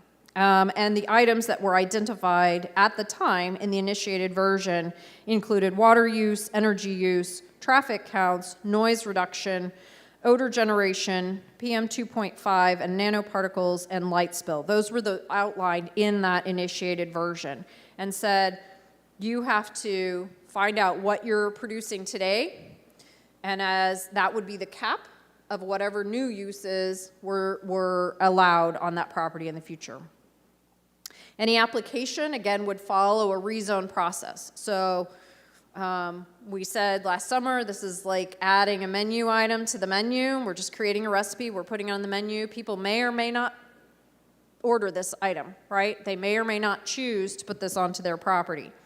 Application would still be reviewed if they said, yes, I want to do that overlay on my property because I want to have a broader number of options for tenants or buyers on my property. The application for rezone, again, it's a rezone to put an overlay on the property, would need to be reviewed by not only the commenting agencies and district committees, but Planning Commission and City Council, just like any other rezone would come through that public process. And because it's a discretionary action of the City Council, conditions could be applied that could place limits. So the City Council, Planning Commission could recommend, City Council could approve, yes, I'll allow you to place this rezone onto this property and this overlay. However, certain uses that may be allowed in this menu item, we're going to hold the onions and we're going to hold the mayo, right? So we're going to say certain items can't be on our recipe, right? And so that will could be a response to geographic concerns, to neighborhood concerns, to specific issues related to that property. It also, the proposed text amendment at the time, would allow for up to a 20% increase in new building area with an additional conditional use permit. So if the overlay was placed on a property and a new user wanted to expand the footprint of the building, our proposal, which was initiated, said maybe up to 20% increase in new building area, but it would also require a CUP. So a conditional use permit, which would go back through the processes of district committees, public outreach, noticing, to provide, again, public opportunity. So what feedback did we get? And we got a lot of really, really good feedback, and I have summarized here, but there is really excellent feedback and a lot of concerns. So I've broken it down really into 2 pages here. So unclear. So there was a lot of concern about the language of the overlay, and I will agree, a lot of planning language is very difficult to understand, and the way it was written at the time was unclear for the public. A lot of concern about the vagueness of the language, whether or not the requirements to cap impacts applied to the entire text amendment or just to certain sections of it. When a CEQA would have to be done, was it being done at each individual tenant that moved in? Was it being done at the overlay? There was strong opposition to potential expansion of industrial uses, and many comments were focused on the language which allowed for the expansion of those industrial buildings, that 20%. Plus a concern over whether or not industrial uses would be allowed where none currently exist. And so, again, that goes back to clarification and being more clear in the language to make sure that it's understood that it couldn't be applied where a building doesn't have an industrial use today. There was concern over how the community has been included in the process, why there so far has only been 1 public workshop, and it was in Southwest Fresno, but we have not had any elsewhere. And as I stated before in our timeline later this month is to hold a 2nd workshop. It was really hard to try and get 2 public workshops in December. So we held one on December 1st, and then we'll hold one later this month. But I think that's a very valid concern. Concerned that this is not a citywide effort, but that it targets pollution burden populations, that we are really trying to make a citywide concern out of a neighborhood concern, out of the Elm property, that this has become a citywide concern. But as you can see on the map, it is a citywide concern. However, the largest concentration of property, or the largest property itself, is within Southwest Fresno. Concern that allowing businesses to continue will prevent the ultimate transition to the desired mixed-use district. So again, this is, where we're trying to find that fine line between allowing a few more uses on properties so that the market will catch up to the desired demand for enough mixed-use properties, but not allow it to continue forever and never transition to the ultimately desired mixed-use district. Additionally, we had feedback primarily from property owners that the uses that were initiated, it was too narrow. There were not enough allowable uses in the proposed overlay. There was a desire to, this was actually from an implementation committee, that each impacted property should be evaluated independently for unique situations. So rather than a citywide solution, have a property by property solution. Provide protective barriers between industrial and residential uses. So include some design standards into the potential text amendment. To allow for certain times where it would be okay to have an increase in energy use. For example, electrification. So if it was a warehousing and distribution center or a manufacturing center that desired to become warehousing and distribution, and they desired to move to all electric vehicles, that would require a significant increase in energy use. And the proposed text amendment says there would be a threshold at what it is today. Concern that no net increase, again, in all impacts may prevent cleaner uses from establishing. For example, a lesser traffic use may be a higher energy user. And then uses consistent with the base district could potentially create higher impacts in traffic and emissions. So, for example, a warehouse may have limited trips to and from that warehouse, primarily truck trips and limited auto vehicle trips, but a shopping center would have a significant number of auto vehicle trips. So potentially the base zone district could have a higher impact on air emissions and traffic. So then, and I know these are really, really small, and that is why as a supplement or as an attachment, we did provide revisions that were submitted both by the Concerned Citizens for Southwest Fresno and by Elm property owners as attachments to your item tonight. But really wanted to kind of do a side-by-side comparison of what has been proposed to modify the text amendment that was initiated by the Planning Commission.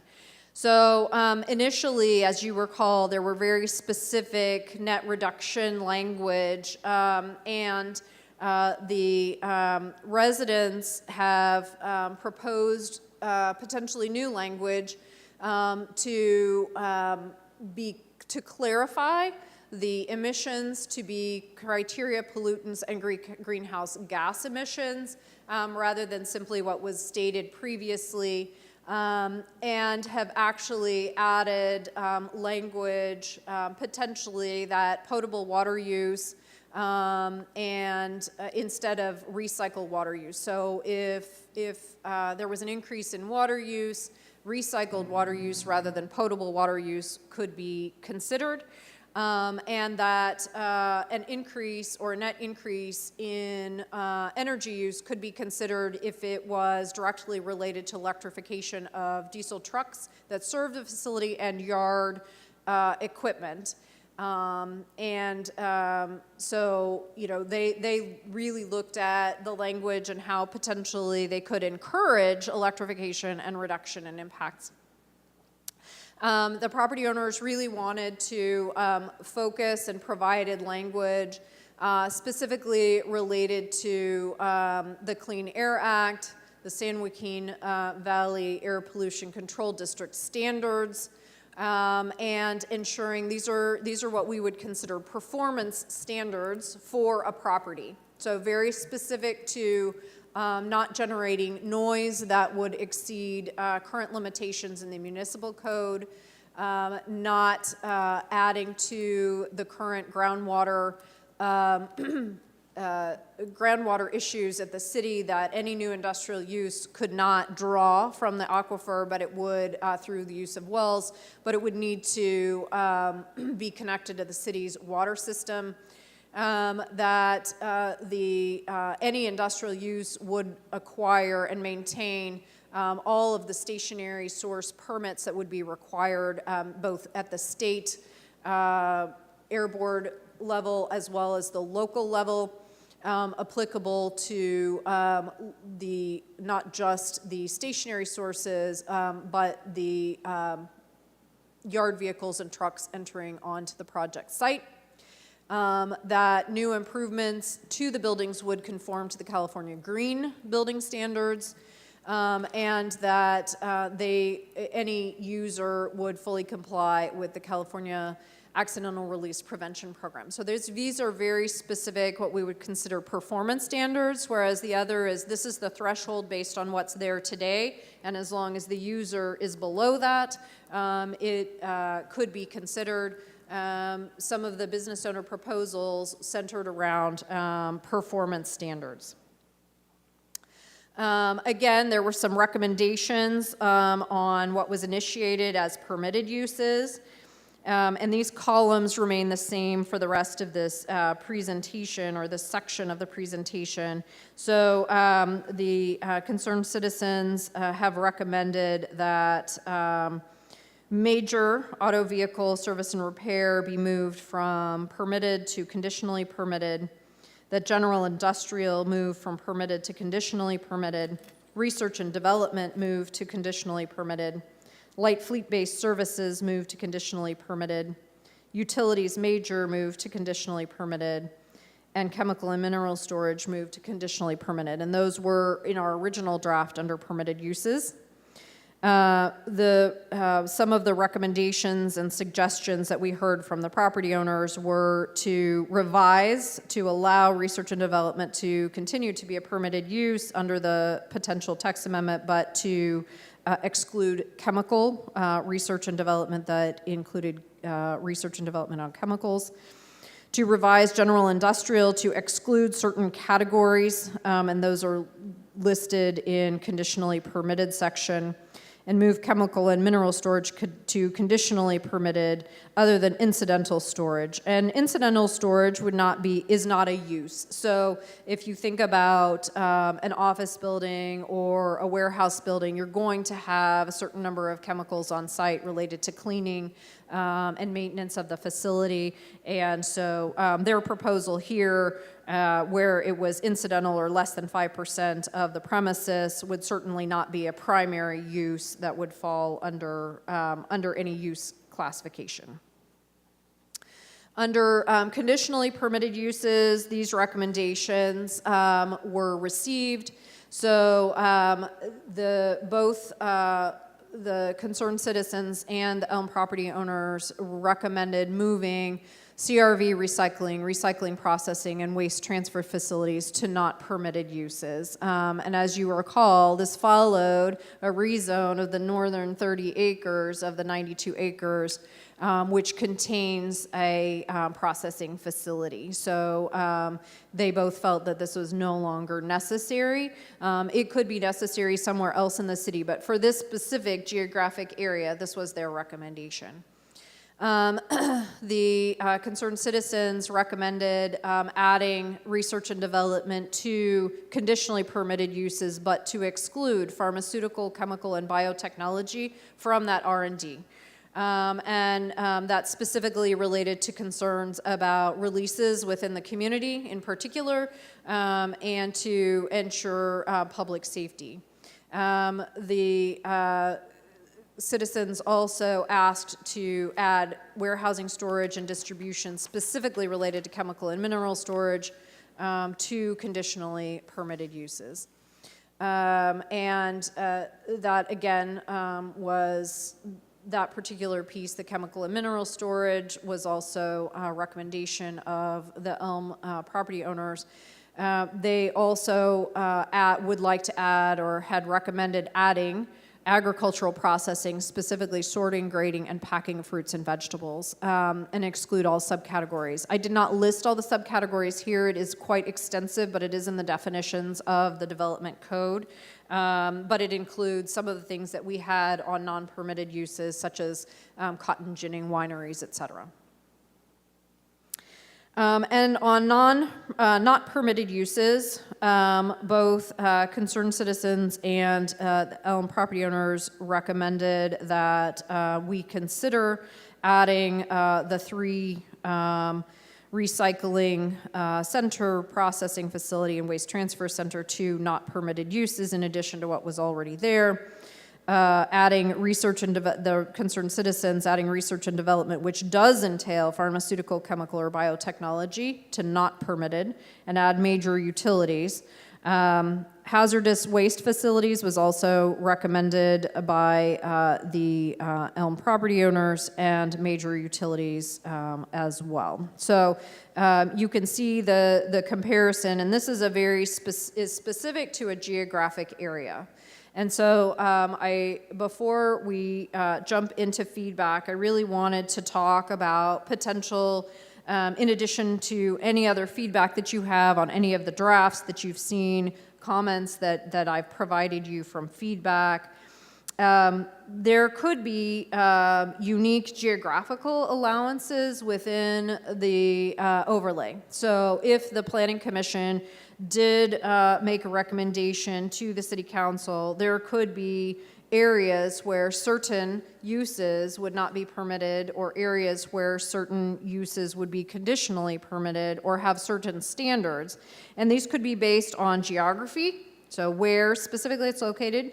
It could be based on unique circumstances. For example, if an area had a higher level of emissions or worse air quality than another area, that there would be specific uses that would not be permitted.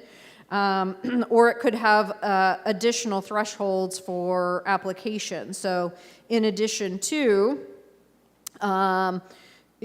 being a pre-existing legal non-conforming use, and in addition to being rezoned to mixed use, there could be additional thresholds before it could be considered. A certain amount of time passes prior to application, that there's a proven record of not being able to find a tenant or an owner, those kinds of things, right? So, or others, right? The Planning Commission, the public may be able to help us come up with some good recommendations and solutions.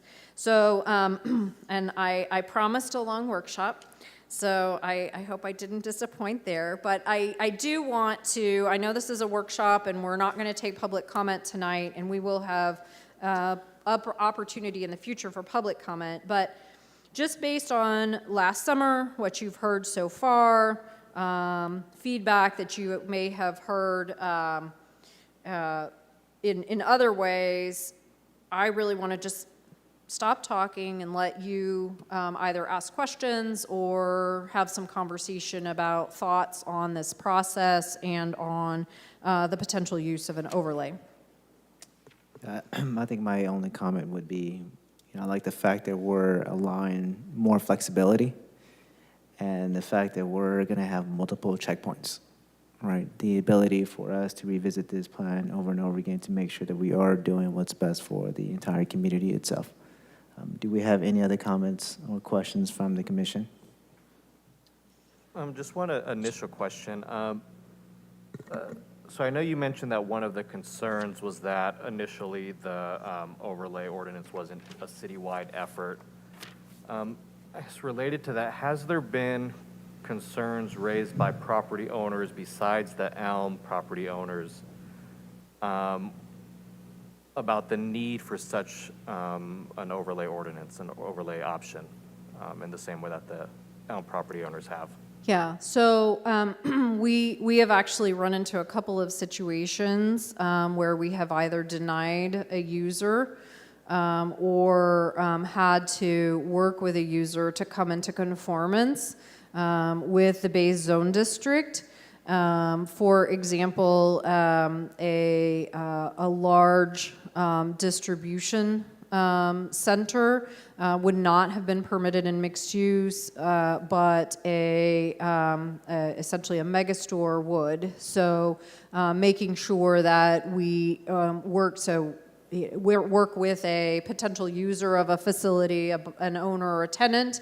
That was actually a case that did occur in the city along Blackstone. It was really working with them to ensure that we were not allowing a use that would not be permitted in the Bay Zone District. So changing how they were operating as a user. They were able to make that change, but not all users are. There are other properties, in particular agricultural facilities in the city, which will potentially remain some form of agricultural user. You saw the one in far northeast Fresno. It's a packing facility right now. They would not be able to start taking their fresh produce and then manufacturing it into a finished good within that facility, or within that site at this time, because of the rezone to a mixed use. So that's an example of an agricultural processing facility that potentially would not even be permitted under this, right? So this is why we need feedback, right? There are potential geographic cases where users across the city, not just in Southwest Fresno, not just in our industrial area, or what we think of as industrial areas that could potentially be impacted. So yes, there have been cases where the use that's being proposed is no longer permitted. Sometimes the potential tenant goes away and the property owner is able to find a new tenant. Sometimes they have vacancies. But yes, we are seeing this across the city, not just in this area. So while Elm was probably the perfect storm of why this was a concern and why this was raised, it caused us to step back and really look at, is this unique to this particular location, or is this occurring in other places across the city? Okay, just one related comment. So I am a little bit concerned about moving forward with an ordinance that applies citywide, given that most of the community engagement we've received so far has been limited to Southwest. I think it does make sense to have different requirements for different areas, and I think having that engagement per area would be very beneficial, the same level of engagement we've had with the Southwest Fresno community members. And Commissioner, we are planning another workshop, which would be somewhere probably along the Blackstone corridor or near that area. And we have met with the district committees representing each of the districts except for the two that don't have them. Are there other? Is there other engagement that you had said in each area? So if we've met with each of the district committees plus in another engagement, and we're not coming back to the Planning Commission probably until February with a recommendation based on feedback, is that the kind of engagement that you're looking for? Engagement with community-based organizations as well. So definitely the project review committees. So I appreciate you reminding us of that you are holding those meetings with the review committees, but with CBOs as well. You've definitely convinced me that this problem isn't limited to Southwest Fresno. So it makes sense to attempt to find a solution that is citywide. but I just have a hard time seeing that solution coming through in one text amendment. If it was possible to do that, I think, as I mentioned, though, at a minimum, meeting with CBOs in addition to the project review committees would be helpful. Thank you. Thank you. Go ahead. Jen, Commissioner. if I may, I would like to know how many residents are in every one of these committees that you guys meet with. So this was a very small handful of half a dozen residents who were committed to spending a year and a half with me, really understanding this issue. And so it is a very small group who are representing, who were on the Southwest Fresno Specific Plan Committee.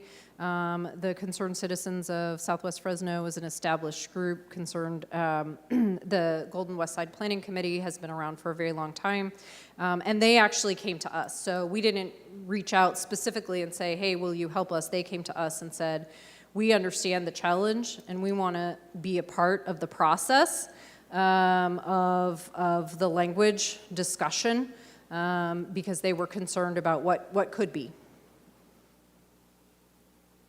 Commissioner Wagner. I have a request for you. Okay. I've tried pulling these general plan maps in the past, and they become very pixelated and hard to read. So are there versions of the pre-2014 general plan as well as the current one that can be blown up for a closer view? Yeah. And if we could receive those, I'd appreciate that. And then I'm appreciative of the feedback from everybody. There's a very long list of, what things aren't wanted, but I'd be interested to see if we looked at this from a different way, like what do we actually want here, and how do we want our city to look and feel and interact with its residents, and maybe use that as the guide for the text amendment. Otherwise, we're going to end up with a very long laundry list, and I think we might lose sight of the bigger picture. That's a good point. Do we have any other comments? I want to applaud you on the work that your staff and you all have done. From my position, not living directly in Southwest, but spending the majority of the time in Southwest and hearing at first both negative feedback and now the applause from many of those that are part of the Golden West, that are also part of the Elm business, and it is refreshing to see the work that has been put in, especially when we have heard previously parts of our state, like Hillside, that has had overlays that has just been absolutely, in my personal opinion, not done with the input of many of our residents and those that are included in it. At first, I was kind of concerned on why only a certain section was being discussed until you just got through saying those are the individuals that came to you. And I think that says a lot about residents, especially a part of a particular part of town that typically has always felt overlooked. So I do agree with my commissioners of the importance of making sure that all are included of all parts of our city. But I do want us to understand that it says a lot when those who have felt like they are the foster kids of parents feel as if now they have a voice. And sometimes hearing from those who are, quote unquote, considered the weaker vessel says a lot about those who are part of that stronger vessel. So I applaud you. I applaud this report. I know it's not completed, but I want to give you a standing ovation. Thank you. All right, any other comments? I don't know if Commissioner Bray or Commissioner Hardy online have a comment. No, I'm good. Commissioner Hardy? Thank you for that great, nice, and long presentation. No, I don't have any questions. It was very great, though. Thank you. So, Commission, it would be really helpful, and I definitely appreciate Commissioner Wagner's comments on what would we like to see versus what would we not like to see. What is that transitional use that we would like to have, and that's something that we've grappled with both as staff and in conversations with the public, because I think there's a desire to go from today to 20 or 30 years from now overnight, and it's hard, right? So how do you envision, what does that interim look like? And I think that we definitely need your feedback as Planning Commission on performance standards. What do you want to see? How should a site perform if it's allowed to use an overlay? And again, it wouldn't be applied unless the property owner asked for it, but what would those, do we want to see performance standards? Do we want to see thresholds that are based on what currently exists or what we want to see in the future, or, what could be there that would be a good user but may have different kinds of impacts? Do we want to really focus in on very narrow uses? Do we want broad use classifications that meet those performance standards? So to really refine this, we need good feedback, not just from certain residents who've really taken a lot of time to understand this issue, or property owners, but really from the public and from the Planning Commission on very specific on these drafts that are in front of you today, going back and looking at the development code, at other overlays that are in the development code, and say, hey, here, I'd like to see this in here. I would like this changed. These are uses that I absolutely would not want to see in a potential mixed-use district in its transition, right? So that would be really helpful to us before we bring back a recommended draft. And obviously, you can make a lot of changes at that time too, before we take it to the City Council. But it would be helpful to us, to staff, to get feedback on the content of those drafts. Whether it's publicly tonight would be great, but if it's a public communication you could send to us that we can add to the public record of what you'd like or you'd recommend to us, that would be good as well. I do have one comment. I agree with Commissioner Wagner's suggestion that we focus on the things that we do want. But if there were a way to make that not so narrow, that future technology would be not part of a thing that we would want, since we don't know what it might be. If there was a way to make some general statement to allow for technology we don't even know about yet. Thank you. And I have just a really broad question that you may or may not have the answer to, especially since you just asked us for our input about this. But I'm just curious your general thoughts about how an overlay district would help lead us to where we do want to go, 20, 30 years, and how it's in line with sort of the intent of, for example, the Southwest Fresno specific plan, and how it can help get us there. And again, I know that's a very general question. You asked us for our input, but if you have thought about that, I'd be curious to hear your thoughts. Yeah, and building on that transition, so in my experience, a transition of a small area takes a long time. A transition of this much area is going to take a significant amount of time. There are a lot of parcels that could potentially have a challenge. And so finding those uses that would allow a property to continue to be maintained until the market was sufficiently at a demand level to say, this is not what we want here anymore. We're ready to clear and move on. So there are absolutely, I was asked at the public workshop, aren't there, there are other cities that have done different things, have just said, nope, this is what we're going to do. But they're much smaller areas, right? So you say, hey, we're going to rezone this one area, and we're going to invest significant funds, and we're going to completely redevelop it as a community, either public funds or private funds, right? So this is a commitment that we're going to transform this area.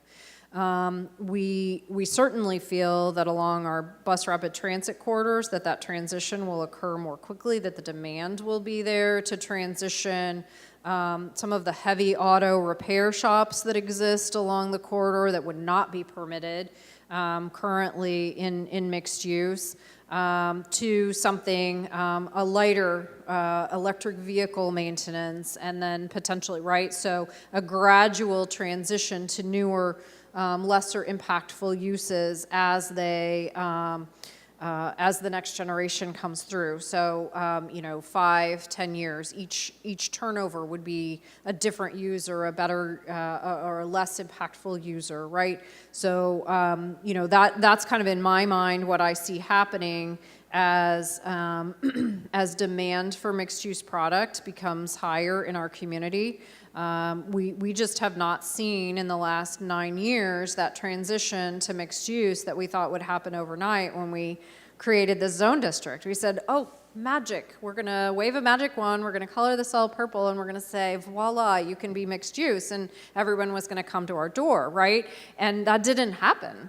And so just having that opportunity to do the mixed use doesn't necessarily mean that the demand is there, right? So in my mind, and I think, sorry, it's a long answer to a question, but finding those transitional pieces to go from that paint shop to an electric vehicle repair place, to a something that's more auto or less auto related and more pedestrian oriented, right? And so moving that transition and moving that needle gradually over time is really what I'd like to see happen here. I don't know that this is, especially in its current form, I think it certainly needs additional work, but I see that as being that transitional process that would take place over time. Thank you. That's very helpful. All right, any other comments? Thank you so much. So just briefly, upcoming meetings, Districts 1, 3, Tower, another community workshop, so stay tuned for that. City Council workshop will be following, and then Airport Land Use Commission, and then when we have all of this gathered up, staff evaluation and recommendation will come back to Planning Commission and the City Council, and those dates are not determined yet. We were asked by City Council in October to come back in 90 days, and I was a little hesitant to say I could have a kumbaya moment in 90 days. Certainly we are not there because we're almost in 90 days, but I feel like we've made a lot of progress in the last 90 days, and that hopefully we can give a report to the City Council as to the progress that we made, and that we probably need a little more time. Thank you for your time. Thank you. Do we have reports by Secretary? I do not have a report tonight, but thank you. Okay. Thank you so much for the presentation. It's currently 8:16. We'll go ahead and adjourn the meeting. Everyone have a wonderful night.